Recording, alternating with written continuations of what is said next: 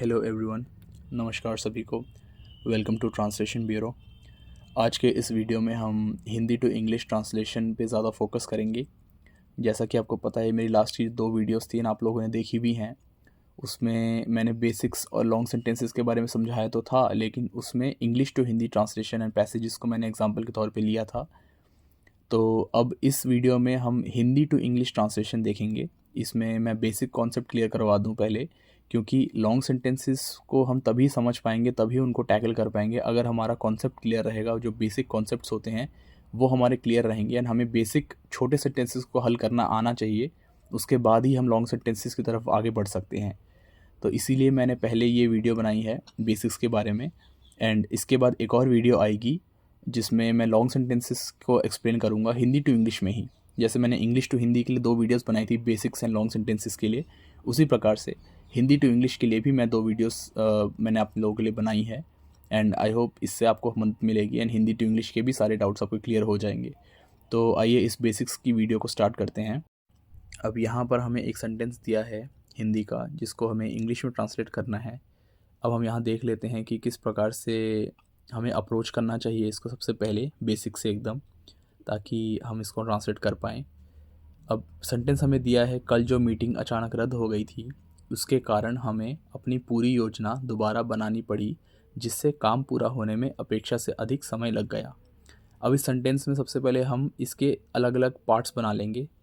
Parts किस प्रकार से बनाएंगे कि ओवरव्यू के टाइप के, कि जैसे एकदम से देखने पे क्रिया अलग कर लो, समय अलग कर लो, किस चीज़ के बारे में बात हो रही है वो अलग कर लो, या क्रिया किस पे हो रही है वो अलग कर लो, सब्जेक्ट ऑब्जेक्ट इन सब चीज़ों को अलग कर लो। तो हमने क्या अलग किया, सबसे पहले हमने कल को अलग कर लिया, क्योंकि समय बता रहा है कि जो भी इसके बाद के वाक्य है वो कब हुआ, कल हुआ। कल क्या हुआ, जो मीटिंग अचानक रद्द हो गई थी। अब इसमें हमने 2 पार्ट बना लिए, अचानक रद्द हो गई थी, जो क्रिया हुई है, जो काम हुआ है वो हमने अलग कर लिया, और किस पे हुआ है या किसके द्वारा हुआ है, कौन कर रहा है वो हमने अलग कर लिया। अचानक रद्द हो गई थी, क्या रद्द हो गई थी, मीटिंग रद्द हो गई थी, तो हमने मीटिंग को अलग कर लिया, कल को अलग कर लिया, अचानक रद्द हो गई थी अलग कर लिया। इसके बाद हमारा सेंटेंस जो दिया है, उसके कारण हमें अपनी पूरी योजना दोबारा बनानी पड़ी। तो उसके कारण, अब यहाँ कारण पता लग गया कि किसी कारण के मतलब जो भी आगे हुआ है उसके कारण फर्दर कुछ और हुआ है, तो हमने फिर वो अलग कर लिया कि कारण, हमें समझ आ गया कि कारण मतलब दोनों सेंटेंस में कैसे संबंध है। उसके बाद हमने क्या देखा, कारण के बाद क्या आया, हमें अपनी पूरी योजना दोबारा बनानी पड़ी।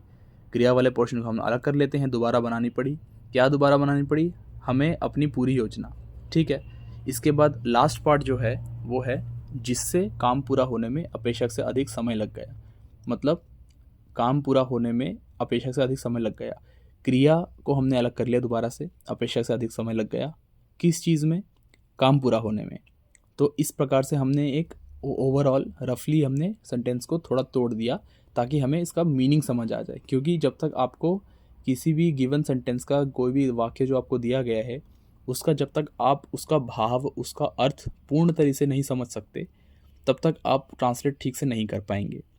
तो इसीलिए सबसे इम्पॉर्टेंट यही है कि हमें उसका भाव और उसका अर्थ सबसे पहले समझ लेना है, उसके बाद ही हम उसको ट्रांसलेट कर पाएंगे। अब यहाँ पर ट्रांसलेशन करने से पहले मैं आपको बता दूं कि हिंदी टू इंग्लिश ट्रांसलेट करने के लिए जिन चीज़ों का हमें सबसे इम्पॉर्टेंट जो हमें ध्यान रखना चाहिए, कि आपको कुछ ग्रामेटिकल व्याकरण की दृष्टि से कुछ चीज़ों का नॉलेज होना चाहिए, जिसके कारण ही आप सही से अनुवाद कर पाएंगे। उसमें से पहली चीज़ है कि आपको क्रिया पता होनी चाहिए। फटाफट से आप हिंदी जो भी आपको दिया है उसमें से क्रिया वाला पोर्शन छांट लीजिए। कहीं पे भी कुछ काम हो रहा है, किसी काम के द्वारा 2 वाक्यों को जोड़ा गया है, सब्जेक्ट क्या कर रहा है, ऑब्जेक्ट पे क्या हो रहा है, क्रिया वाला पोर्शन कहीं पे भी कुछ भी होना, उसको अलग हमेशा कर लेना चाहिए, क्योंकि उसी के अकॉर्डिंग आपका पूरा जो सेंटेंस बनता है उसी के आसपास ही बनता है। और हिंदी में भी और इंग्लिश में भी दोनों का, क्योंकि सीक्वेंस अलग होता है। जैसे हिंदी में हमें पता है होता सीक्वेंस क्या होता है, कर्ता आता है, फिर कर्म आता है, फिर क्रिया आती है। इंग्लिश में क्या होता है, पहले सब्जेक्ट आता है, फिर वर्ब आता है, फिर ऑब्जेक्ट आता है। तो इसी प्रकार से हमें वर्ब का जो पोर्शन होता है ना, वो हमेशा बहुत इंपॉर्टेंट होता है, स्पेशली हिंदी टू इंग्लिश में। अब इंग्लिश टू हिंदी हम किस प्रकार से हम हल करते थे वो आपको आता है, वो समझ आ गया आपको। हिंदी टू इंग्लिश के लिए हम ये वाली अप्रोच रखते हैं हाँ, इसमें भी हमें पार्ट्स अलग करना होता है, इसमें भी हमें मीनिंग समझना होता है, उसी प्रकार से सीक्वेंस फॉलो करना है, ग्रामर फॉलो करना है, लेकिन अप्रोच का तरीका हल्का-सा अलग हो सकता है इसमें। तो देख लेते हैं, सबसे पहले मैंने क्या किया, मैंने यही किया कि इसका जो क्रिया वाला पोर्शन है, उसको मैंने अलग कर लिया। अचानक रद्द हो गई थी, दोबारा बनानी पड़ी, अपेक्षा से अधिक समय लग गया, तो इनको मैंने अलग कर लिया क्रिया वाला पोर्शन को। उसके बाद हमने क्या किया, हमने उन चीज़ों को अलग कर लिया जिनके साथ ये क्रिया जुड़ी हुई है। जैसे अचानक रद्द हो गई थी, क्या? मीटिंग, मीटिंग को अलग कर लिया। दोबारा बनानी पड़ी, क्या? अपनी पूरी योजना, उसको अलग कर लिया। अपेक्षा से अधिक समय लग गया, किसमें? काम पूरा होने में, उसको अलग कर लिया। बाकी जो भी सेंटेंस के पार्ट्स हैं उसको तो हम उसके अकॉर्डिंग जोड़ देंगे, जैसे भी हमें इंग्लिश में बनाना है। अब इसमें हमें और क्या चीज़ों का ध्यान रखना होता है, टेंस का ध्यान रखना होता है, किस काल में बात हो रही है, भूतकाल में है, थी, था, या फिर प्रेजेंट में चल रहा है, या फिर फ्यूचर में होगा, ये सब। तो इस प्रकार से हमें काल का भी ध्यान रखना चाहिए। साथ ही संदर्भ का ज्ञान होना चाहिए, क्योंकि किस संदर्भ में बात हो रही है, जब तक आपको वो नहीं पता होगा तब तक आप ठीक से शब्द चयन नहीं कर पाएंगे उसके अनुसार। फिर आपको मीनिंग एंड वोकैबुलरी, वो तो आपको पता ही है कि शब्दावली, करेक्ट शब्दावली हमें सेंटेंस के अकॉर्डिंग और कॉन्टेक्स्ट के अकॉर्डिंग ही हम शब्दावली यूज़ कर सकते हैं, करेक्ट वाली। अर्थ आपको समझना ही पड़ेगा। तो इस प्रकार से इन सब चीज़ों का आपको ध्यान रखना है। कंजंक्शन कहाँ पर है, सेंटेंस वाक्य किस तरीके से जुड़ा हुआ है। इंग्लिश में जब आप ट्रांसलेट करते हैं तो इंग्लिश में फिर आपको ध्यान रखना है कि आर्टिकल्स आपको अप्रोप्रिएटली लगाने हैं, क्योंकि आर्टिकल्स भी अगर आप ठीक से नहीं लगाएंगे, ए एन दी, तो वहाँ पे भी आपका नंबर कटेंगे। पंचुएशन का भी ध्यान रखना है, कॉन्टेक्स्ट का भी ध्यान रखना है। तो ये सब चीज़ें ध्यान रखते हैं। बाकी देखते हैं सबसे पहले इसको। तो हमने कैसे ट्रांसलेट किया इसको। अब पहली लाइन क्या थी हमारा, कि कल जो मीटिंग अचानक रद्द हो गई थी, उसके कारण हमें पूरी योजना दोबारा बनानी पड़ी, जिससे काम पूरा होने में अपेक्षा से अधिक समय लग गया। अब इसमें हमने इंग्लिश में क्या किया, due to the meeting being suddenly cancelled yesterday. अब क्या था, अचानक रद्द हो गई थी मीटिंग ना, तो ड्यू टू द मीटिंग, क्योंकि उसके कारण से हुआ था। तो जब हम इंग्लिश में किसी चीज़ का कारण बताते हैं तो हम वही बताते हैं कि due to this happening this happened, या फिर due to this something happened. तो वो ड्यू टू वाला जो आ जाता है फैक्टर, तो वहाँ इंग्लिश में इसका फिर हम कभी भी कारण बताते हैं तो कारण दो तरीके से बता सकते हैं। एक तो या तो हम सेंटेंस में बताएं कि this this this happened because this happened, जहाँ पर क्यों किया जाता है, तो वहाँ पर भी हम कारण दे रहे होते हैं। या फिर हम इस प्रकार से भी कर सकते हैं कि इस चीज़ के कारण यह चीज़ हुई, मतलब due to this this happened. तो हमने वही वाला फॉलो किया यहाँ पर। कल जो मीटिंग अचानक रद्द हो गई थी, उसके कारण हमें अपनी पूरी योजना दोबारा बनानी पड़ी, due to the meeting being cancelled yesterday. अब यहाँ पर अचानक रद्द हो गई थी, तो इसके लिए हमने क्या किया है, बीइंग कैंसिल्ड येस्टरडे, कल जो मीटिंग कैंसिल हुई थी अचानक से, तो उसी के अकॉर्डिंग हमने इंग्लिश में यहाँ बनाया है। अब हिंदी में हमने कल पहले रखा था, इंग्लिश में येस्टरडे बाद में आया है।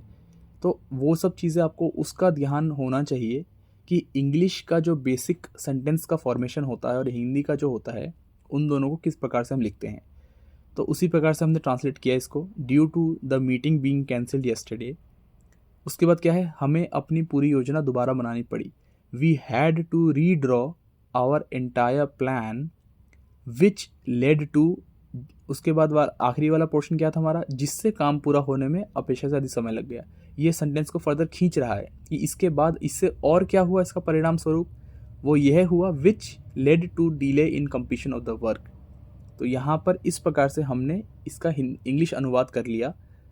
मीटिंग अचानक रद्द हो गई थी, हमने क्या किया, meeting being suddenly cancelled, we had to redraw. अब यहाँ पर हमें एग्जैक्टली हिंदी वाला नहीं लेके चलना है कि मतलब हिंदी में ही जो आपको दिया है वही पूरा का पूरा आप उसी को वर्ड बाय वर्ड इंग्लिश में अनुवाद करें, नहीं। आपको इंग्लिश के ग्रामर, इंग्लिश के सिंटैक्स के अकॉर्डिंग आपको सेंटेंस बनाना है, ताकि इंग्लिश के हिसाब से उसका फ्लो, उसका अर्थ और उसका ग्रामर सही बैठे। अब यहाँ पर एक और मैंने सेंटेंस उसके नीचे ही लिखा है, We had to prepare the entire plan again because the meeting was suddenly cancelled yesterday, which caused a delay in completing the work. अगर आप यहाँ पर जो अनुवाद मैंने ऊपर किया है, जो अनुवाद मैंने नीचे किया है, उन दोनों को अगर पढ़ेंगे तो उन दोनों का अर्थ संपूर्ण तरीके से सेम है। तो अब यहाँ पर बात आती है कि दोनों में से फिर करेक्ट वाला ट्रांसलेशन कौन सा है। तो यहाँ पर करेक्ट ट्रांसलेशन दोनों ही हैं, लेकिन हिंदी में जिस तरीके से बनावट है सेंटेंस की एंड जिस तरीके से बात बताई गई है, उसके अनुसार दोनों इंग्लिश वर्जन्स में जो ऊपर वाला वर्जन है ड्यू टू द मीटिंग वाला, वो ज़्यादा करीब है हिंदी वाले मीनिंग के। दोनों के मीनिंग सेम है, लेकिन दोनों में से भी थोड़ा ज़्यादा करीब है हिंदी वाले के, एग्जैक्टली करीब है जो ऊपर वाला है। तो इस प्रकार से जो ऊपर वाला है माना सही दोनों को ही जाएगा, लेकिन ऊपर वाला थोड़ा और अच्छा लग रहा है हमें। तो इस प्रकार से नीचे वाला जो है वो भावानुवाद की कैटेगरी में आ जाता है कि आप सीक्वेंस पूरा ऊपर नीचे कर सकते हैं। जैसे हमने we had to prepare the entire plan हमने पहले ले आए और फिर बिकॉज लगा के हमने उसको कारण बताया, तो ये भी हम कर सकते हैं और इसका भी अर्थ सही है। तो इस प्रकार से हम अनुवाद करते हैं हिंदी टू इंग्लिश का, इन सब चीज़ों को ध्यान में रखते हुए। अब यहाँ पर हमारे पास एक अनुवाद के लिए पैसेज है। इसमें ये हमारा SSC JST 2019 के मेंस का पैसेज है हिंदी टू इंग्लिश ट्रांसलेशन का। तो हम इसके द्वारा हम समझने की कोशिश करेंगे, इसको अटेम्प्ट करेंगे और इसको सॉल्व करेंगे कि किस प्रकार से हम हिंदी टू इंग्लिश अनुवाद हम करेंगे, एंड कैसे जो हमने बेसिक्स अभी सीखा है, जो भी बेसिक चीज़ों को हमने पिछले स्लाइड में हमने उसको अप्लाई किया है, उसको किस प्रकार से हम इस पूरे पैसेज में लगा के इसको सॉल्व कर सकते हैं। अब यहाँ पर हमने 3 सेंटेंस ले लिए हैं पहले वाले, उन तीनों को हम इंग्लिश में ट्रांसलेट करेंगे। जो हमारा पहला सेंटेंस है वो तो सिंपल सा सेंटेंस है, वह पतझड़ की एक रात थी। अब क्योंकि थी आ गया है तो हमें पता है पास्ट टेंस का सेंटेंस है, तो पास्ट टेंस में इंग्लिश में हम वॉज लगा देंगे। और पतझड़ की एक रात थी मतलब it was an autumn night. ये तो सिंपल सा वाक्य था, ये सिंपली हो गया ट्रांसलेट। सेकंड वाक्य हम देखेंगे तो उसमें लिखा है बूढ़ा बैंकर अपनी स्टडी में तेज़ी से, मतलब बूढ़ा बैंकर काम कर रहा है तो समझ आ गया, इसको पहले रखना है। अपनी स्टडी में तेज़ी से इधर उधर घूम रहा था, अपने स्टडी में तेज़ी से इधर उधर घूम रहा था। अब यहाँ पर तेज़ी से घूमने का अर्थ क्या आ रहा है, अगर हम इसका कॉन्टेक्स्ट के हिसाब से अर्थ, इसका भाव समझे तो तेज़ी से घूम रहा था अपनी स्टडी में, मतलब उसके दिमाग में कुछ तो ऐसा चल रहा था जिससे थोड़ा वो बेचैन था या फिर उस चिंतन में वो इधर उधर घूम रहा था। तो यहाँ पर फिर वो रेस्टलेसली वॉकिंग वाला ट्रांसलेशन हो जाएगा। यहीं पे अगर ये लिखा होता कि वह तेज़ी से सड़क पर चल रहा था तो वहाँ पर आ जाता quickly walking on the road.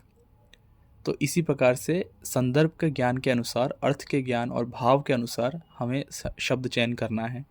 तो ये आ गया restlessly walking in his study, और आज से ठीक 15 वर्ष पहले दी गई एक दावत को याद कर रहा था। अब हिंदी और इंग्लिश में क्या होता है ना, जब इंग्लिश टू हिंदी भी आप ट्रांसलेशन करते हैं तो वहाँ पर भी कॉमा लगा के उसी सब्जेक्ट का फर्दर एक्सटेंड कर देते हैं सेंटेंस को, और दोबारा मेंशन नहीं करते, क्योंकि रिकॉलिंग अ पार्टी को याद कौन कर रहा है, बूढ़ा बैंकर ही याद कर रहा है। लेकिन यहाँ पर इन्होंने दोबारा बूढ़ा बैंकर नहीं लिखा है और इन्होंने सिर्फ कॉमा लगा के उस सेंटेंस को फर्दर एक्सटेंड करके बता दिया है कि वो पार्टी को याद कर रहा था। हिंदी में हम क्या, इसमें हिंदी में क्या दिया है, और आज से ठीक 15 वर्ष पहले दी गई एक दावत को याद कर रहा था। तो इसी प्रकार से हम हिंदी से इंग्लिश इसको कर देंगे कॉमा लगा के। अगर कॉमा नहीं लगाना तो यहाँ पर आप एंड लगा के भी कर सकते हैं। कैसे करेंगे, आप यहाँ लिखेंगे the old banker was restlessly walking in study and he was recalling a party offered to him exactly 15 years ago. अब यहाँ पर एंड लगाएंगे तो वहाँ पर फिर आपको ही भी लगाना पड़ेगा, क्योंकि आपको बताना पड़ेगा कि पार्टी रिकॉल कौन कर रहा है। तो उसी प्रकार से अब यहाँ पर क्योंकि हमने कॉमा लगा दिया है तो हमें ही नहीं लिखना पड़ेगा, हम डायरेक्ट लिख देंगे recalling a party offer to him exactly 15 years ago, क्योंकि पता लग रहा है कि ओल्ड बैंकर ही इस चीज़ को कर रहा है। तो आज से ठीक 15 वर्ष पहले दी गई, offer to him exactly 15 years ago. अब यहाँ पर वही सीक्वेंस की बात आ जाती है कि इंग्लिश में जो सीक्वेंस है, हिंदी में जो सीक्वेंस है, कई बार वो उल्टा ही, कई बार क्या मोस्टली वो उल्टा ही चलता है। तो यहाँ पर 15 वर्ष की बात पहले कर दी, यहाँ पर बाद में करी, तो इसी प्रकार से ये ट्रांसलेट हो गया। अब अगला सेंटेंस अगर हम देखेंगे, उस दावत में शहर के गणमान्य व्यक्ति मौजूद थे। अब यहाँ पर सबसे पहले हम देखेंगे मौजूद थे, वर प्रेजेंट, क्रिया वाले पोर्शन को हमने अलग कर लिया। कौन मौजूद थे, शहर के गणमान्य व्यक्ति, उनको हमने पहले कर लिया, डिग्निटरीज ऑफ द सिटी। कहाँ मौजूद थे, एट दैट फीस्ट, उस दावत में। अब हिंदी में वो चीज़ पहले थी, इंग्लिश में लास्ट में थी। ये चीज़ तो हमें पता है कि हिंदी और इंग्लिश के सीक्वेंस में चेंज हो जाता है, उल्टा हो जाता है। तो उसी प्रकार से हमने इसको ट्रांसलेट कर लिया, dignitaries of the city were present at that feast.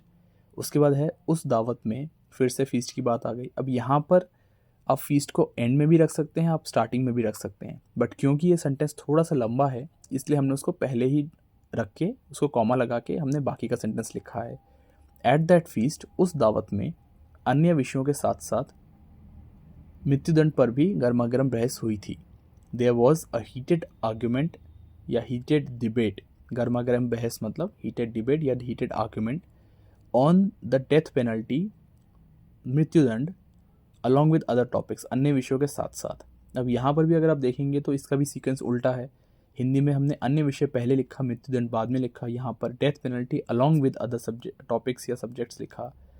तो उसी प्रकार से at that feast there was a heated debate, was क्यों आया, क्योंकि गर्मागर्म बहस हुई थी, पास्ट टेंस में है। तो मैंने बोला था कि टेंस का ध्यान हमें हमेशा रखना है, टेंस और वर्ब का, क्योंकि उसी से ही पूरा सेंटेंस आपका बन रहा है। तो उसी प्रकार से at that feast there was a heated debate on the death penalty along with the others topics या सब्जेक्ट्स। अब यहाँ पर हमने उसके बाद के 3 वाक्य उठा लिए हैं। अब इनको भी हमने उसी प्रकार से अलग किया है जिस प्रकार से हमने पहले सेंटेंस में किया था। मेन जिनके बारे में बात हो रही है उन टॉपिक्स को अलग कर लिया है, और जो क्रिया हो रही है या कुछ भी हमें बता रहा है टेंस के बारे में, वर्ब के बारे में, उसको हमने अलग कर लिया है। अब पहले सेंटेंस में दिया है अधिकांश मेहमान, जिनमें बुद्धिजीवी और पत्रकार भी थे, मृत्युदंड पर अपनी असहमति जता रहे थे। अब इस सेंटेंस में हमें क्या देखने को मिला कि अगर आप बीच वाला पोर्शन हटा दें तो आपका सेंटेंस क्या बन रहा है, अधिकांश मेहमान मृत्युदंड पर अपनी असहमति जता रहे थे। ये एक सिंपल सेंटेंस बन गया, लेकिन अधिकांश मेहमान के बाद और मृत्युदंड से पहले इन्होंने कॉमा डाल के इन्होंने एक और पोर्शन ऐड कर दिया है, जिसमें वो अधिकांश मेहमान के बारे में ही बता रहा है फर्दर कि अधिकांश मेहमान में कौन कौन थे। तो उसको हम उसी प्रकार से इंग्लिश में भी कर लेंगे, क्योंकि इंग्लिश में हमारा सब्जेक्ट, देखो हिंदी में भी अगर हम बनाएं सेंटेंस और इंग्लिश में भी बनाएं, सब्जेक्ट तो पहले ही आता है ना हर जगह, तो सब्जेक्ट तो पहले ही रहेगा, अधिकांश मेहमान, मोस्ट ऑफ द गेस्ट्स। अब उसके बाद उन्होंने कॉमा डाल के सब्जेक्ट को ही एक्सप्लेन किया है फर्दर, तो इसलिए हम उसको ही पहले रखेंगे, जिसमें क्या थे, जिनमें बुद्धिजीवी और पत्रकार भी थे। अब बुद्धिजीवी और पत्रकार भी थे, तो इसको इंग्लिश में क्या बोल सकते हैं। जब भी हम हिंदी से इंग्लिश कोई चीज़ बोलते हैं जिसमें हम किसी टॉपिक को फर्दर बताते हैं कि उस टॉपिक में क्या क्या शामिल है, तो शामिल है जहाँ भी आ जाता है, तो इसको हम इस प्रकार से भी बोल सकते हैं ना, अधिकांश मेहमान में बुद्धिजीवी और पत्रकार भी शामिल थे, जिनमें बुद्धिजीवी और पत्रकार भी थे लिखा है यहाँ पर, बट यहाँ शामिल थे का अर्थ आ रहा है ना, तो शामिल आ गया मतलब इंक्लूडिंग हो गया। इंग्लिश में क्या बोलते हैं, शामिल थे मतलब इंक्लूडिंग दिस। तो उसी प्रकार से हमने इसको बना लिया, most of the guests including intellectuals and journalists, बुद्धिजीवी और पत्रकार। उसके बाद फिर कॉमा लगा के हमने उसी सेंटेंस को आगे बढ़ाया है, जो हम हिंदी टू इंग्लिश हम कर रहे हैं। फर्दर दूसरा उस सेंटेंस का बाकी का पार्ट क्या दिया है, वह क्या कर रहे थे, ये सब्जेक्ट की बात हो गई पहले दोनों पार्ट्स में। उसके बाद क्या बात आ रही है, सब्जेक्ट क्या कर रहा है, मृत्युदंड पर अपनी असहमति जता रहे थे, पास्ट टेंस पता लग गया। इसका क्रिया क्या है, अपनी असहमति जता रहे थे, जता रहे थे मतलब एक्सप्रेस कर रहे थे, वर एक्सप्रेसिंग, क्या एक्सप्रेस कर रहे थे, अपनी असहमति, देयर डिसएग्रीमेंट, किस के बारे में, मृत्युदंड पर, विद द डेथ पेनल्टी। अब यहाँ पर मैंने जैसे आपको बोला था कि इंग्लिश और हिंदी का सीक्वेंस मोस्टली अलग हो जाता है, उल्टा हो जाता है, तो यहाँ पर जहाँ भी पर आ गया ना, पर का मतलब उसके आगे पीछे की चीज़ों को हमें उल्टा कर देना है। जैसे कागज़ पर कलम, इंग्लिश में क्या होता है, पेन ऑन पेपर, हो गया ना उल्टा। वैसे ही ऑफ जहाँ आ जाता है वो भी उल्टा हो जाता है, पीपल ऑफ इंडिया, भारत के लोग, यहाँ भी उल्टा हो गया।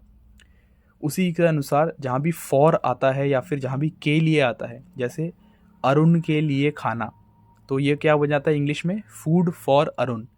तो फॉर वाला पोर्शन के लिए जहाँ भी आ गया वो भी उल्टा हो जाता है। तो ऐसी चीज़ आपको ध्यान में रखनी है। इन वर्ड्स को आप जितना ज़्यादा प्रैक्टिस करेंगे ना, आपके दिमाग में ये चीज़ रह जाएगी कि जैसे ही आपने कहीं पे भी ये वाले वर्ड्स देखे ना, जैसे पर लिखा है, के लिए लिखा है, का लिखा है, की लिखा है, तो वहाँ पर चीज़ें वो उल्टी हो जाती हैं इंग्लिश में। और इंग्लिश में जैसे ही आप वो वर्ड्स को देखेंगे कि फॉर लिखा है, ऑफ लिखा है, ऑन लिखा है, तो वहाँ पर वो चीज़ उल्टी हो जाती है। तो इससे हमारा सेंटेंस बनाने का, सीक्वेंस बनाने का बहुत ही ईजीली हम बना लेते हैं। तो यहाँ पर जैसे ही हमने देखा मृत्युदंड के बाद पर लिखा है, हमें पता लग गया मृत्युदंड बाद में आएगा, और उसके बाद असहमति वाला पोर्शन पहले आएगा। तो उसी के अनुसार हमने इंग्लिश में बना लिया। क्रिया तो हमने डाल दी बीच में, क्योंकि इंग्लिश में क्रिया बीच में आती है। वर एक्सप्रेसिंग क्या, their disagreement with the death penalty, अपनी असहमति जता रहे थे, मृत्युदंड पर अपनी असहमति जता रहे थे। अब यहाँ मृत्युदंड पर का नॉर्मली हम ट्रांसलेशन क्या करते हैं, ऑन, लेकिन यहाँ पर विद द डेथ पेनल्टी आया है क्योंकि प्रेपोजिशंस का आपको यहाँ पर ज्ञान चाहिए। कुछ कुछ प्रेपोजिशन इंग्लिश के जो होते हैं वो एग्जैक्टली हिंदी की तरह नहीं आते, वो इंग्लिश में उसके बाद का क्या वर्ड है उसके अकॉर्डिंग वो प्रेपोजिशन डिसाइड होते हैं। तो इसलिए प्रेपोजिशन का मैंने सबसे पहले स्लाइड में इसलिए यही बोला कि प्रेपोजिशंस का आपको अच्छे से कॉन्सेप्ट क्लियर होना चाहिए। प्रेपोजिशन, टेंस और क्रिया, वर्ब, इन तीनों को आपको अच्छे से कॉन्सेप्ट क्लियर करना है, तभी जाके आप हिंदी टू इंग्लिश ट्रांसलेशन अच्छे से कर पाएंगे। अब अगला सेंटेंस हम जो देखेंगे उसमें क्या दिया है, उनका मानना था कि सजा के रूप में मृत्युदंड एक ईसाई राज्य के लिए अनुपयुक्त और अनैतिक था। हमने सबसे पहले क्या अलग किया, जो हमें एक वर्ब और टेंस के बारे में बताएगा। उनका मानना था, पास्ट टेंस में आ गया, मानना था मतलब दे बिलीव्ड, उनका यह मानना था। क्या मानना था उसके बाद की चीज़ है, उसमें हमने क्रिया क्या अलग कर ली, अनुपयुक्त और अनैतिक था। मतलब अनुपयुक्त मतलब इनअप्रोप्रिएट, अनैतिक इमोरल था, वॉज आ गया। तो अब हमें ये ओवरऑल पता लग गया। अब इसके बाद किस बारे में बात हो रही है, मृत्युदंड ईसाई राज्य, सजा के रूप में मृत्युदंड मतलब death penalty as a form of punishment एक ईसाई राज्य के लिए आ गया। अब मैंने अभी बोला था आपको के लिए आ गया मतलब ये उल्टा हो जाएगा, ईसाई राज्य पहले है मतलब बाद में चले जाएगा। Was inappropriate and immoral for a Christian state आ गया ना बाद में, यहाँ पर पहले था यहाँ बाद में आ गया। तो उसी प्रकार से इंग्लिश का हमारा बन गया, उनका मानना था, दे बिलीव दैट सजा के रूप में मृत्युदंड death penalty as a form of punishment, फिर हम वर्ब डालेंगे, अनुपयुक्त और अनैतिक था, was inappropriate and immoral for a Christian state. इससे क्या हुआ, इंग्लिश का सेंटेंस हमारा सही से बन गया अर्थ समेत और उसका सीक्वेंस भी ख़राब नहीं हुआ। तो इसी प्रकार से हिंदी टू इंग्लिश हमने ट्रांसलेट कर लिया। अब अगला सेंटेंस अगर हम देखें इसी हिसाब से, तो उसमें दिया है, उनमें से कुछ का विचार था कि मृत्युदंड को आजीवन कारावास से बदल देना चाहिए। उनमें से कुछ का विचार था, ये पहला पोर्शन आ गया। अब दैट वाला जहाँ भी सीन होता है ना, कि ऐसा विचार था, ऐसा किया कि, ऐसा कहा कि, नॉर्मली वो सीक्वेंस सेम रहता है की से पहले का और की के बाद का, बीच में बस दैट लग जाता है। तो पिछले सेंटेंस में भी आपने देखा दैट के पहले का पहले ही था, दैट के बाद का बाद में ही था। इसमें भी आपने देखा दैट के पहले का पहले ही रहेगा, दैट के बाद का बाद ही रहेगा। तो की वाला जहाँ भी आ जाता है ना, छोटी ई की मात्रा जहाँ होती है की, वो वाला की, तो उसको हम एज इट इज़ रखते हैं मोस्ट केसेस में। बाकी तो आपको संदर्भ के हिसाब से, सेंटेंस के हिसाब से आपको बनेगा। तो उनमें से कुछ का विचार था कि सम ऑफ देम थॉट दैट, क्या सोचा, मृत्युदंड को आजीवन कारावास से बदल देना चाहिए। Death penalty should be replaced with life imprisonment. बदल देना चाहिए मतलब रिप्लेसमेंट की बात हो रही है, रिप्लेस कर देना चाहिए। तो इसको कैसे करेंगे, कर देना चाहिए, should be replace, should be done, देना चाहिए बता रहा है ना कि ऐसा होना चाहिए, तो शुड बी डन। तो मृत्युदंड को आजीवन कारावास से बदल देना चाहिए। Death penalty should be replaced with life imprisonment. ये आपका कंप्लीट हो गया सेंटेंस। अब हम अगला देखते हैं। अब यहाँ पर हमने क्या किया है कि एक लंबा सा सेंटेंस लिया है, क्योंकि यहाँ पर कोटेशन मार्क्स आ गए हैं। कोटेशन मार्क्स मतलब कोई बात, किसी ने कुछ बात बोला है एंड उसके शब्दों को हम एग्जैक्टली उसी तरीके से हम यहाँ पर दिखा रहे हैं, बता रहे हैं। तो इसीलिए मैंने पहला वाला पोर्शन थोड़ा लंबा लिया है ताकि मैं अच्छे से इसको एक्सप्लेन कर पाऊँ। इसमें जो दो पार्ट है, मेज़बान बात कर रहा है, हमें पता लग रहा है, वहाँ लिखा है मेज़बान ने कहा है कुछ, तो पहली वाली लाइन भी मेज़बान ने ही कहा है और उसके बाद वाली लाइन भी मेज़बान ने ही कहा है। अब यहाँ पर कुछ बच्चे क्या मिस्टेक करते हैं कि वो पंक्चुएशन मार्क लगाना भूल जाते हैं, पंक्चुएशन मार्क नहीं लगाते आंसर अटेम्प्ट करते टाइम, वो ट्रांसलेट करके आगे निकल जाते हैं। पंक्चुएशन मार्क गलत लगाने के भी या पंक्चुएशन मार्क्स मिस कर देने के भी नंबर कटते हैं आपके। तो इसीलिए पंक्चुएशन मार्क का भी ध्यान रखिए, स्पेशली जब भी कोटेशन मार्क्स वाला पैसेज आता है, सेंटेंस आता है। अब यहाँ पर कोटेशन मार्क्स में क्या लिखा है, मेज़बान ने कहा है, क्या कहा है, मैं आपसे सहमत नहीं हूँ। तो सबसे पहले वाले को हम एज इट इज़ ट्रांसलेट कर लेंगे, I do not agree with you. Simple सा छोटा सा पार्ट था, ट्रांसलेट हो गया। इसके बाद जो उसने कहा है उसको हम बाद में ही बताएंगे, सेट द होस्ट। अब उसके बाद उसने और क्या कहा है, although my experience is neither of death penalty nor of life imprisonment. अब यहाँ पर एक्सपीरियंस की बात हो रही है, क्या ऑल्दो का आ गया आपका हालांकि, ऑल्दो हालांकि, मेरा अनुभव माई एक्सपीरियंस। अब यहाँ पर ना तो मृत्युदंड का है और ना ही आजीवन कारावास का, ना ये ना वो, तो ये इंग्लिश में क्या बोलते हैं हम इसको, neither nor, neither this nor that, ना ये होगा ना वो होगा, ऐसे करके। तो यहाँ पर आ गया। और साथ में हमें पता है कि हमने अलग कर लिया टेंस और वर्ब जो हमें बता रहा है कि है की बात हो रही है, मतलब ये प्रेजेंट टेंस में आएगा। प्रेजेंट टेंस के लिए हम क्या यूज़ करते हैं, इज़। तो ऑल्दो माई एक्सपीरियंस इज़, क्योंकि बीच में आता है इंग्लिश वाले सीक्वेंस में, हमें पता है। तो ऑल्दो माई एक्सपीरियंस इज़, अब क्या एक्सपीरियंस क्या है, क्या बोल रहा है वो, ना ही मृत्युदंड का है और ना ही आजीवन कारावास का, neither of death penalty nor of life imprisonment. ये हमारा पहला पार्ट कंप्लीट हो गया। अब इसके बाद के जो 2 पार्ट दिए हैं वो क्या दिए हैं, लेकिन अगर हम इसको तार्किक दृष्टि से देखें, तार्किक दृष्टि से देखें मतलब look at it from logical point of view, देखें, look at it from logical point of view, तार्किक दृष्टि से देखें, तो क्या बता रहा है ये, मृत्युदंड कारावास की तुलना में अधिक न्यायसंगत एवं मानवीय है। अब किसी भी चीज़ का मैं बता रहा है ना, क्या हो रहा है या क्या है, किसी पे है, तो मृत्युदंड क्या है वो यह बता रहा है, वो अधिक न्यायसंगत एवं मानवीय है। तो यहाँ पर है आ गया, मतलब इज़ दोबारा आएगा। अब इज़ कौन है, डेथ पेनल्टी है, तो डेथ पेनल्टी को पहले लिखेंगे, उसके बाद हम इज़ लगा दिया हमने क्योंकि बीच में आता है। फिर क्या है, मोर जस्ट एंड ह्यूमेन, ठीक है, वो हमने लिख दिया, अधिक न्यायसंगत एवं मानवीय है। अब तुलना की बात हो रही थी, तो इंग्लिश में हम क्या बोलते हैं कि यह उसकी तुलना में अधिक तेज़ है या भारी है, तो वहाँ देन आ जाता है, this is faster than that, this is heavier than that. तो तुलना की बात जब भी आती है वहाँ पर फिर देन लगा के हम उसको बाद में लिखते हैं।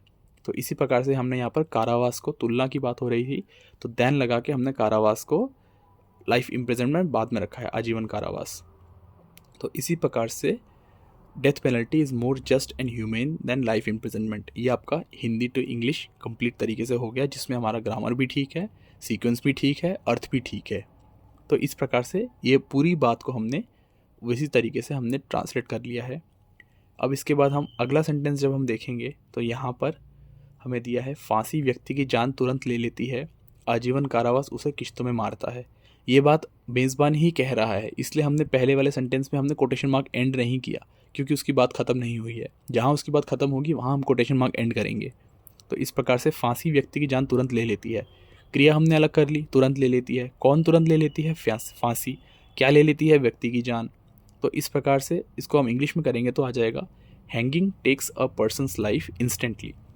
अब यहाँ पर एक डाउट आ सकता है कि सर जैसे हम एडवर्ब को हमेशा वर्ब के पहले रखते हैं इंग्लिश जब भी लिखते हैं, और सही भी बात है, हमेशा हम मोस्ट केसेस में एडवर्ब को वर्ब के पहले रखते हैं। जैसे पहले सेंटेंस हमने इस वीडियो में जो पहला सेंटेंस लिया था एग्जांपल के तौर पे, उसमें था कि मीटिंग अचानक से रद्द हो गई, तो वहाँ हमने क्या लिया था, सडनली कैंसिल्ड, और सही भी है ये।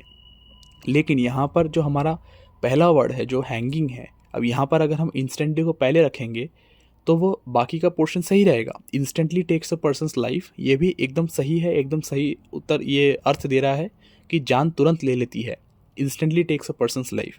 लेकिन हैंगिंग पहले लिखा है। अब हैंगिंग का क्या है कि हैंगिंग अब वर्ब का भी काम करता है और हैंगिंग यहाँ पर सब्जेक्ट का भी काम कर रहा है। तो इस प्रकार से हैंगिंग जो हमारा है, अगर उसके साथ हम इंस्टेंटली लगाते, अगर हम इंस्टेंटली को पहले रखते, तो हमारा सेंटेंस बनता, hanging instantly takes a person's life. अब यहाँ पर थोड़ा मीनिंग चेंज होने की संभावना है। क्यों? क्योंकि हैंगिंग इंस्टेंटली अगर आप देखोगे तो वहाँ पर वो इस प्रकार से लग रहा है कि तुरंत फांसी, हैंगिंग इंस्टेंटली मतलब तुरंत फांसी। लेकिन इंस्टेंटली जो दूसरे वाले पार्ट के साथ है, टेक्स के साथ है, वो हमें कैसे पता लगेगा? तो ऐसे सिचुएशन में हमने क्या किया कि हमने एडवर्ब को लास्ट में लगाया और इस सेंटेंस के अर्थ को हमने क्लियर बता दिया कि हैंगिंग तो अलग है लेकिन takes a person's life instantly. Hanging जो है वो पर्सन के लाइफ को इंस्टेंटली लेती है, ये हमने क्लियर कर दिया इंस्टेंटली को लास्ट में रख के। अगर हम इंस्टेंटली को पहले रखते तो वहाँ कन्फ्यूजन क्रिएट हो जाती कि hanging instantly takes a person's life या फिर hanging instantly takes a person's life. तो ये थोड़ा कन्फ्यूजन पॉइंट था, इसलिए हमने एडवर्ब को यहाँ पर पीछे ले आए हम। और ऐसा कई जगहों पे होता है सेंटेंस एंड कॉन्टेक्स्ट के हिसाब से, जहाँ पर एडवर्ब जो मोस्टली हम पहले रखते हैं उसको हमें लास्ट में लाना पड़ता है ताकि हमारा अर्थ सही रहे। तो इस प्रकार से हमने यहाँ लिखा hanging takes a person's life instantly. इसका भी अर्थ वही है जो हम इंस्टेंटली पहले लगाते तब भी आता, लेकिन इंस्टेंटली पहले लगाने पे हमारा कन्फ्यूजन क्रिएट हो जाता है क्योंकि हैंगिंग जो है वो वर्ब का भी काम करता है, सब्जेक्ट का भी काम कर रहा है यहाँ पर। तो इसीलिए अब अगला पार्ट जो है, अगले पार्ट को हम वैसे लिखेंगे, life imprisonment kills him in instalments. अब यहाँ पर है किश्तों में मारता है।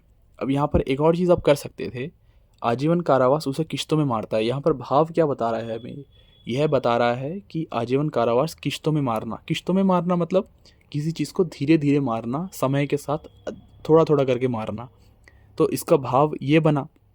तो अगर आप यहाँ लिखते life imprisonment kills him slowly over time, कि थोड़े थोड़े टाइम में थोड़ा थोड़ा करके मारना, तो वो भी यहाँ पर करेक्ट माना जाता। किस्तों में मारना उसका तो हमने लिख दिया, किल्स हिम इन इंस्टॉलमेंट्स, उससे भी वही अर्थ आ रहा है कि धीरे धीरे थोड़ा थोड़ा करके मारना। और यहाँ पर अगर आप भावानुवाद करके ये भी लिखते कि आजीवन कारावास life imprisonment kills him slowly over time, तो वो भी एकदम करेक्ट माना जाता। तो इस प्रकार से आप दोनों तरीके से इसको लिख सकते थे, दोनों ही करेक्ट माना जाता। तो हमने वही लिखा है, life imprisonment kills him in instalments, किश्तों में मारता है। तो इस प्रकार से हमारा ये सेंटेंस भी क्लियरली ट्रांसलेट हो गया है। और फिर नेक्स्ट हम देखते हैं, अगर आप लोगों को मेरी आवाज़ थोड़ी सी अलग आ रही हो या फिर समझने में दिक्कत हो रही हो तो उसके लिए सॉरी। मेरा गला अभी भी पूरी तरह से ठीक नहीं हुआ है, लेकिन मैं वेट नहीं किया क्योंकि मुझे पता था एग्ज़ाम डेट आ चुकी है एंड आप लोगों को कुछ को दिक्कत आ रही है हिंदी टू इंग्लिश ट्रांसलेशन में। एंड मैं चाहता था कि फटाफट से ये वीडियो बने एंड आप लोगों को अच्छे से क्लियर हो जाए कॉन्सेप्ट, ताकि एग्ज़ाम के लिए आप अच्छे से प्रैक्टिस करके तैयारी पूरी कर लें। इसलिए मैंने फटाफट से ये वीडियो बना के तैयार कर दिया। तो अगर मेरी आवाज़ क्लियर नहीं है तो सॉरी, बाकी मैं पूरी कोशिश कर रहा हूँ कि मेरी आवाज़ क्लियर हो और समझने में आप लोगों को कोई दिक्कत ना हो। यहाँ देख लेते हैं फिर हम जो 3 सेंटेंसेस है लास्ट के, उन 3 सेंटेंसेस का हमने यहाँ अनुवाद किया है। और इसमें पहला सेंटेंस हमें दिया है, अधिक मानवीय जल्लाद कौन है, वह जो आपका जीवन कुछ ही क्षणों में समाप्त कर देता है, या वो जो वर्षों तक आपके जीवन का कुछ हिस्सा लगातार निकालता रहता है। तो पहला पोर्शन जो है इसका, वो पोर्शन है हमारा क्वेश्चन का। अब क्वेश्चन के पोर्शन में हम उसी प्रकार से उसको इंग्लिश में भी लिखेंगे। क्वेश्चन क्या पूछ रहा है, किस प्रकार से पूछ रहा है, कौन है, मतलब प्रेजेंट टेंस का क्वेश्चन है, हु इज़ आ जाएगा इसका इंग्लिश में।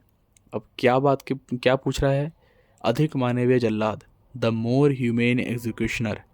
पहला पोर्शन आपका क्लियर हो गया। अब दूसरा पोर्शन हम देखते हैं। दूसरा पोर्शन जो आपको दिया है वो लंबा है, लेकिन उसको जोड़ा किसने है, उसका जोड़ा या ने है, मतलब विकल्प के तौर पे हमें दिया है, और दिस और दैट, उस प्रकार से।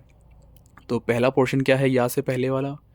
अब ये वाला सेंटेंस जो है, इसमें जो जो लगा के हमने इसमें किया है, मतलब ये 2 विकल्प दे रहा है, वह जो आपका जीवन ऐसे ऐसे कर देता है, या वो जो ऐसे ऐसे कर देता है। तो इसमें फिर क्या हो जाएगा, ये वो हो जाएगा कि the one who does this और the one who does this, ये वाला सीक्वेंस, ये वाला फॉर्मेट आ जाएगा। तो उसी तरीके से हम लिखेंगे, वह जो आपका जीवन कुछ ही क्षणों में समाप्त कर देता है। समाप्त कर देता है मतलब एंड्स योर लाइफ। अब कैसे समाप्त कर देता है, कुछ ही क्षणों में, in a matter of few seconds या in a matter of seconds. तो वह आपका जो आपका जीवन कुछ ही क्षणों में समाप्त कर देता है, the one who ends your life in a matter of seconds. या उसके बाद अब या के बाद वाले पोर्शन देखेंगे, वो जो वर्षों तक आपका जीवन का कुछ हिस्सा लगातार निकालता रहता है। लगातार निकालता रहता है के लिए हम क्या लिखेंगे, लगातार निकालता रहता है टेक अवे, और लगातार कंटिन्यूस टू टेक अवे, ये बन गया आपका इसका ट्रांसलेशन। अब क्या निकालता रहता है, जीवन का कुछ हिस्सा, take away parts of your life, वर्षों तक, जो वर्षों तक आपके जीवन का कुछ हिस्सा लगातार निकालता रहता है। तीन तरीके से ये मैं 3 पार्ट्स में इसको डिवाइड कर सकते हूँ। पहला, वो जो वर्षों तक, पहला पार्ट हो गया, क्या करता है वर्षों तक, आपके जीवन का कुछ हिस्सा, उसको क्या करता है, लगातार निकालता रहता है। तो उसी प्रकार से इंग्लिश में लिखेंगे, the one who continues to take away parts of your life for years. यहाँ पर ये सीक्वेंस उल्टा हो गया है, क्यों, हमें पता ही है कि इंग्लिश में तो उल्टा हो ही जाना होता है। तो उसी प्रकार से हम इसको लिखेंगे, the one who continues to take away parts of your life for years. तो इस प्रकार से इंग्लिश के अनुसार हमारा ये ठीक हो गया। अब यहाँ पर आप बोलोगे कि सर हमें पता कैसे लगेगा कि कहाँ पर सेंटेंस का जो फॉर्मेट है वो उल्टा रहेगा, कहाँ पर सीधा रहेगा। तो उसी के लिए आपको प्रैक्टिस बहुत ज़्यादा करना है कि जितनी बार आप इंग्लिश पढ़ोगे, जितनी बार, जैसे आपने यहाँ पर इस वीडियो में कॉन्सेप्ट आपका क्लियर हो गया कि हाँ, कहीं आपका सेंटेंस उल्टा होता है, कहीं सीधा होता है, तो उस प्रकार से आप जैसे जैसे प्रपोजिशन का आपका कॉन्सेप्ट क्लियर रहेगा और जैसे जैसे आप ट्रांसलेट करते जाएंगे इसी फॉर्मेट के बेसिस पे, कहाँ पर उल्टा हो रहा है कहाँ पर सीधा हो रहा है, तो वो चीज़ें आपके दिमाग में बैठनी स्टार्ट हो जाती हैं, आपको वो याद रहता है। तो उस प्रकार का सेंटेंस जब आपको एग्ज़ाम में दिखता है तो क्योंकि आपने वो ऑलरेडी आपने प्रैक्टिस कर रखा होता है, तो आपको वो याद रहता है कि अच्छा इस प्रकार का सेंटेंस तो हमें इसको इसी प्रकार से ट्रांसलेट करना है। अब यहाँ पर जैसे आपको विकल्प के तौर पे 2 सेंटेंस दिए थे कि वह जो आपका जीवन डैश डैश डैश, या वो जो वर्षों तक आपके जीवन का डैश डैश डैश, तो ऐसा वाला विकल्प वाला यहाँ पर भी आ जाएगा, आपको पता है बीच में और लगा के वो दोनों वैसे ही रहेंगे, पहले वाला पहले दूसरा वाला बाद में। तो उसी प्रकार से अब यहाँ पर उसको ट्रांसलेट कर लिया है आपने और पहला सेंटेंस हो गया। दूसरा सेंटेंस जो है, दूसरे सेंटेंस को हम देखते हैं। यहाँ पर है दोनों ही समान रूप से अनैतिक है, किसी दूसरे मेहमान ने अपना मत व्यक्त किया। अब मत व्यक्त किया, अरे हाँ एक और चीज़ इसमें बोलना था कि पहले वाले सेंटेंस में जब हमने इसको पूरा ट्रांसलेट कर लिया उसके बाद आप देखोगे कि उसके एंड में क्वेश्चन मार्क के बाद भी कोटेशन मार्क है, जो उद्धरण चिन्ह है वो उसके बाद भी है। वो इसीलिए है क्योंकि अभी तक जो मेज़बान बात कह रहा था अपनी पिछली स्लाइड से, वो बात अब जाके ख़त्म हुई है, तो इसीलिए यहाँ पर आके आपको कोटेशन मार्क सेंटेंस को ख़त्म करेगा। अब आप इतना लंबा ट्रांसलेट करते करते आपके दिमाग से वो चीज़ निकल जाती है और आप सेंटेंस में वो बंद करना भूल जाते हैं, तो वहाँ पर फिर आपके मार्क्स कट सकते हैं। तो इसका भी ध्यान रखना, इसीलिए रिवीजन भी इंपॉर्टेंट होता है ताकि आपका ये चीज़ें मिस ना हो। अब अगला सेंटेंस देखेंगे तो वो भी कोटेशन मार्क वाला है, लेकिन यहाँ पर जो कोटेशन मार्क बोलने वाला व्यक्ति है वो चेंज हो गया है। अब यहाँ पर कौन कह रहा है ये बात को? किसी दूसरे मेहमान ने अपना मत व्यक्त किया, मतलब कोई दूसरा मेहमान ये बात कह रहा है एंड आगे और पीछे की दोनों लाइन वही कह रहा है। अब यहाँ पर आ जाएगा पहले वाले जो उसने बोला है उसको एज इट इज़ लिखेंगे हम, दोनों ही समान रूप से अनैतिक है, मतलब बोथ आर इक्वली इमोरल। अनैतिक है प्रेजेंट टेंस का सेंटेंस है, आर आ जाएगा क्योंकि दोनों की बात हो रही है। दोनों समान रूप से अनैतिक हैं, बोथ आर इक्वली इमोरल। अब जो हमें बता रखा था कि किसी दूसरे मेहमान ने अपना मत व्यक्त किया, मत व्यक्त किया मतलब एक्सप्रेस्ड हिज ओपिनियन, मत ओपिनियन व्यक्त किया एक्सप्रेस किया, तो another guest expressed his opinion. अब उसके बाद वो क्या कह रहा है, क्योंकि दोनों का उद्देश्य एक ही है, because the objective of both is the same, है आ गया दोबारा इज़ आएगा, because the objective of both दोनों का उद्देश्य सेम ही है, एक ही है, तो बोथ इज़ द सेम। उसके बाद इन्होंने डैश लगा क्या दिखाया है, जीवन को समाप्त कर देना। जीवन को समाप्त कर देना इसका सिंपल हो जाएगा इंग्लिश में टू एंड लाइफ। ऑब्जेक्टिव क्या है, टू एंड लाइफ, उद्देश्य जीवन को समाप्त कर देना है, तो इसी प्रकार से हमने इसको लिख दिया है, objective of both is the same to end the life. तो यहाँ पर आपका कंप्लीट हो गया ये ट्रांसलेशन। अब इसके बाद थर्ड सेंटेंस आ जाता है हमारा, जिसमें बताया है राजसत्ता को यह अधिकार कतई नहीं है सॉरी, राजसत्ता को यह अधिकार कतई नहीं है कि वह उस वस्तु को छीन ले जिसे वह चाहे भी तो वापस नहीं दे सकती। राजसत्ता, the state, the power, the government, जो भी संदर्भ के अनुसार, राजसत्ता को यह अधिकार कतई नहीं है। ये वही बात ऊपर वाला गेस्ट ही ये बात बोल रहा है, राजसत्ता को यह अधिकार नहीं है, it doesn't have the right. क्या राइट नहीं है उसको? अब हैज़ नो राइट, स्टेट के पास राइट नहीं है। क्या राइट नहीं है? कतई नहीं है कि वह उस वस्तु को छीन ले, वस्तु को छीन ले। तो यहाँ पर हमने जो अंडरलाइन किया है कि पहला अधिकार नहीं है, हैज़ नो राइट। यहाँ पर अब इसको दो तरीके से आप ट्रांसलेट कर सकते थे। एक यहाँ पर जैसे बताया है कि अधिकार नहीं है, अब अधिकार के लिए यहाँ पर जैसे मैंने ट्रांसलेट किया है, the state has no right, कोई अधिकार नहीं है और इसका अधिकार नहीं है, अर्थ सेम ही हुआ कि इस चीज़ का अधिकार नहीं है या इस चीज़ पर कोई अधिकार नहीं है, इस चीज़ के लिए कोई अधिकार नहीं है। तो हैज़ नो राइट या do not have the right या does not have the right, तो एक ही मीनिंग हुआ। तो यहाँ पर आ जाएगा the state has no right to take away something, किसी वस्तु को छीन लेना, which it cannot give back, जिसे वह चाहे भी तो वापस नहीं कर सकती, which it cannot give back even if it wants to, अगर चाहे भी तो नहीं दे सकती। तो हिंदी में जो था उसका उल्टा हो गया इंग्लिश में, जिसे वह चाहे भी, चाहने के बारे में पहले बात हुई थी, नहीं दे सकती बाद में। इंग्लिश में क्या हुआ, it cannot give back, even if it wants to, अगर वह चाहे तब भी। तो इसी प्रकार से हिंदी और इंग्लिश में उसके वाक्य विन्यास के अनुसार हमने दोनों को ट्रांसलेट कर लिया, जिसका अर्थ सेम है। इसके बाद जब आप इसको पढ़ेंगे तो इसका अर्थ सेम ही आएगा दोनों सेंटेंसेस का। राजसत्ता को यह अधिकार कतई नहीं है, the state has no right. किस चीज़ का अधिकार नहीं है? कि वह उस वस्तु को छीन ले जिसे वह चाहे भी तो वापस नहीं दे सकती। The state has no right to take away something which it can not give back even if it wants to. इस प्रकार से आपका ये पूरा पैसेज ट्रांसलेट हो गया है। अब यहाँ पर हमने पूरा पैसेज जो हमारा था हिंदी टू इंग्लिश वाला, उस पूरे पैसेज को हमने ट्रांसलेट कर लिया है एक ही फॉर्मेट, एक ही मेथड से, जिसमें हमने क्या किया, हमने टेंस और क्रिया को ध्यान में रखते हुए हमने इंग्लिश का सीक्वेंस बनाया। अब सीक्वेंस में हमें ये पता चला कि इंग्लिश और हिंदी का बेसिक सीक्वेंस तो हमें पता है कि सब्जेक्ट, वर्ब, ऑब्जेक्ट और कर्ता, कर्म, क्रिया। लेकिन उसके अलावा भी जो फॉर, ऑफ, प्रेपोजिशन वाला जब आ जाता है, उससे कनेक्ट हो जाता है, तो वहाँ पर हमें पता है कि कुछ कुछ सर्टेन प्रेपोजिशन ऐसे होते हैं, कुछ संबंध बोधक ऐसे होते हैं जिसमें सेंटेंस जो सीक्वेंस होता है इंग्लिश और हिंदी का वो उल्टा हो जाता है।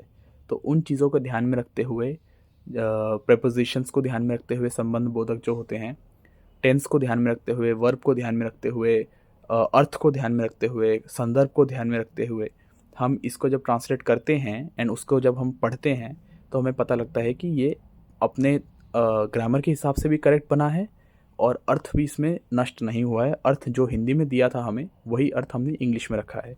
और इस चीज़ को, इस मेथड को और अच्छा करने के लिए आपको ढेर सारा प्रैक्टिस करना पड़ेगा, ताकि ये जो चीज़ हमें इतना टाइम लगा समझने में एंड सोचने में, अलग अलग पार्ट्स में उसको चेंज करके, उसको अलग अलग क्रिया उसका छांट के, उसको ये छांट के वो छांट के हमने उसको अलग करके समझा और फिर हमने उसको इंग्लिश में बैठाया, ये पूरा प्रोसेस आपका बहुत जल्दी जल्दी आप मन में करने लगेंगे जब आप इसको बहुत ज़्यादा प्रैक्टिस कर लेंगे।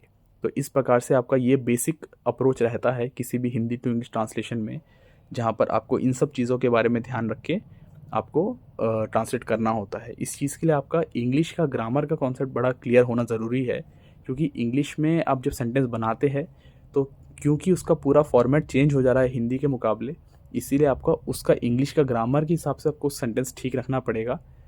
क्योंकि ज़रूरी नहीं है हिंदी का जिस प्रकार सीक्वेंस है उसी प्रकार से इंग्लिश का भी सीक्वेंस बनेगा। इसलिए इन सब चीज़ों को ध्यान में रखते हुए आप ढेर प्रैक्टिस कीजिए, ढेर सारी प्रैक्टिस कीजिए, जिससे आपका ये और अच्छे से कॉन्सेप्ट क्लियर हो जाए। एंड इसके बाद ही आप फिर लॉन्ग सेंटेंसेस वाले वीडियो को देखना एंड उसको भी समझना, और इसके बाद मैं वो वाली वीडियो रिलीज़ करूँगा। और आई होप मैंने पूरी कोशिश करी कि इसमें आपका हिंदी टू इंग्लिश ट्रांसलेशन का जो सबसे बेसिक्स कॉन्सेप्ट होता है कि किस किस चीज़ों को मेन हमें ध्यान में रख के हमें अप्रोच करना चाहिए हिंदी टू इंग्लिश ट्रांसलेशन को, वो मैंने इसमें क्लियर कर दिया होगा आप लोगों का जो भी डाउट होगा। और अगर कोई और डाउट बचा है या फिर आपको कोई चीज़ समझ नहीं आई है इस वीडियो में, तो आप उसको कमेंट सेक्शन में लिख के आप पूछ सकते हैं, या फिर आप व्हाट्सएप ग्रुप में अगर जुड़े हुए हैं तो आप डायरेक्टली मेरे को आप कांटेक्ट करके आप पूछ सकते हैं कि सर जैसे इन चीज़ में एग्जैक्टली हमें समझ नहीं आया या फिर यहाँ पर हमें दिक्कत आ रही है। तो मैं अपनी तरफ से पूरी कोशिश कर रहा हूँ कि आप लोगों की हेल्प कर पाऊँ, जिससे आप लोगों के एग्ज़ाम में बहुत अच्छा स्कोर आए। एंड इस वीडियो के बाद एक और वीडियो आएगी, उसको भी ज़रूर देखिएगा, जिसमें मैं हिंदी टू इंग्लिश के ही लॉन्ग सेंटेंसेस को भी मैं अप्रोच करूँगा और उसमें बताऊँगा किस तरीके से, जैसे मैंने इंग्लिश टू हिंदी के लॉन्ग सेंटेंसेस को ट्रांसलेट करके बताया था अलग अलग पार्ट्स में डिवाइड करके, वैसे हिंदी टू इंग्लिश के लॉन्ग सेंटेंसेस को जब हम अलग अलग पार्ट्स में डिवाइड करके ट्रांसलेट करते हैं तो उसका मेथड अलग होता है या सेम रहता है, या किन चीज़ों का ध्यान रखना चाहिए, वो सब मैं उसमें एक्सप्लेन करूँगा अच्छे से। तो वो वीडियो इसके बाद आएगी, उसके लिए भी आप रेडी रहिए एंड खूब सारी प्रैक्टिस करते रहिए। एंड एग्ज़ाम बिल्कुल आ चुका है, एकदम पास ही है। तो आई होप आप सभी को यह वीडियो पसंद आई हो। Please like, comment and subscribe, and आप प्रैक्टिस जारी रखिए। Good luck and all the best for the exam.